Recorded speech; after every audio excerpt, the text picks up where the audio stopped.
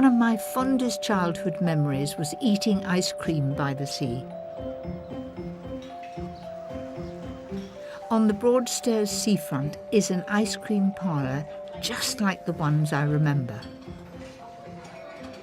Hello, Mary. Very nice to Marina. meet you. How are you?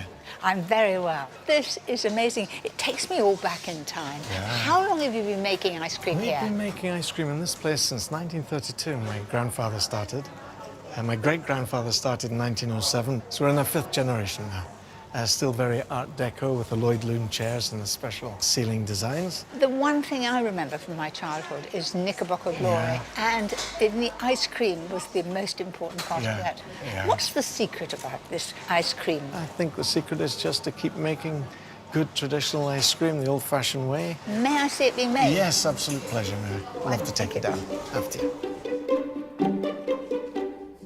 Marino is taking me to meet Gino, who's been making gelato for 22 years. Let's see how it's made. Okay. So, this one is the secret ingredient.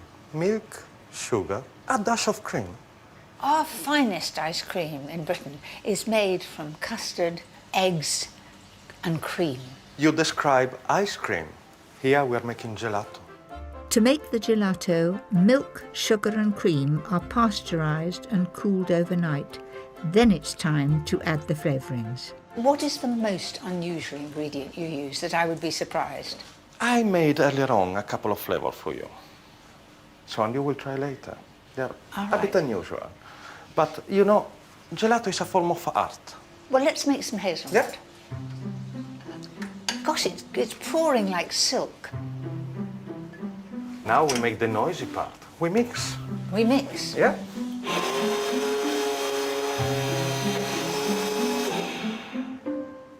Once the flavours are mixed, it's time for it to churn. Okay, push the gelato ball. Yeah? Lights on, green for go. And how long will that take? 8-10 minutes. How much do you make a day? But here more than 150 liters per day. And so how many ice creams is that? 1,200.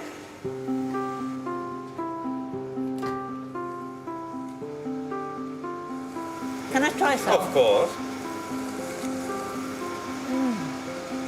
Do you know that's as smooth as velvet? Hazelnut is a firm favourite here, but nowadays people want something different. And Gino is responsible for creating new combinations, everything from gin and tonic to Cornish pasty. This one is marmalade on toast. Marmalade on toast. It's my most favourite thing for breakfast. Certainly tastes of marmalade. And the next one is a bit more adventurous. Gorgonzola and honey. Now that's very weird. But it's really good. It's strong of gorgonzola too. I would like to end a meal with that, with a glass of port. Fantastic. Thank you. But before I go, there's just one thing I have to try. My childhood favourite, Knickerbocker Glory, a classic combination of fruit, ice cream and whipped cream. Wow. Thank you so much. This was my first visit to Broadstairs, and I came here in search of my old favourite, the Knickerbocker Glory. Thank you very much for having me. You won't miss it, will you?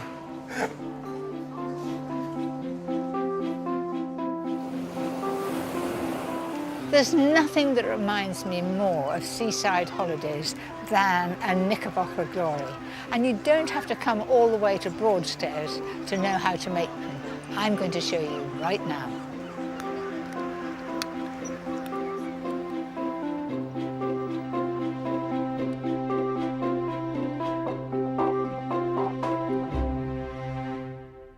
I really enjoyed that decadent Knickerbocker Glory in Broadstairs.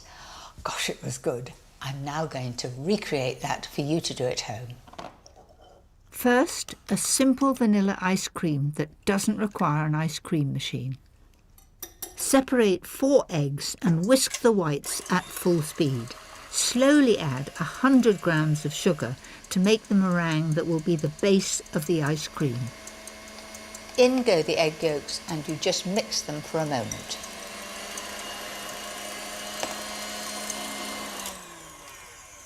That's it. And this really is so stiff. So far, so simple. Next, scrape the seeds from 2 vanilla pods into 300 ml of lightly whipped double cream. Don't throw that away. If you've got a pot of sugar in your kitchen, put it into the pot, and that will give a flavour to your sugar, you know, if you're making custard or something. And I'm just going to beat that. It's partly beaten. Now got to fold the cream into this mixture.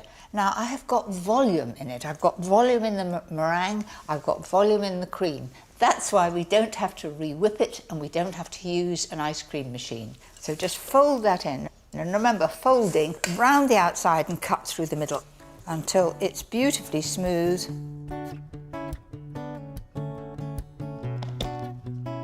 That's going into the freezer, minimum 8 hours, best overnight.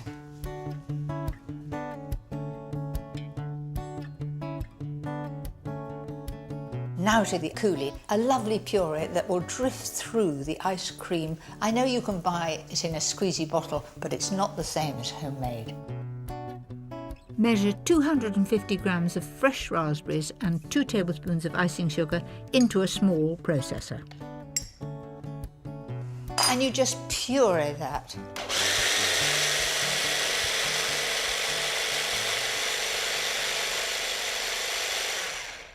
Off with the lid, and then I'm going to sieve that into a bowl. The reason for sieving it, of course, is to get rid of the seeds. I've got everything assembled, ready to make my Knickerbocker Glory. This is the part I like most. Begin with a layer of chopped mango, followed by a few blueberries, then a trickle of the delicious raspberry coulis, and a small scoop of vanilla ice cream. This is a lovely consistency. Then just drop that in to the middle there. Then repeat the process. I've got a couple of raspberries here that I kept back for a bit of colour.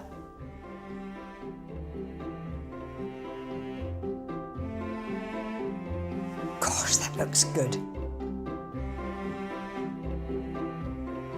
The crowning glory of a little bit of chopped nuts, just over the top like that. This is my take on the classic seaside special Knickerbocker Glory. There.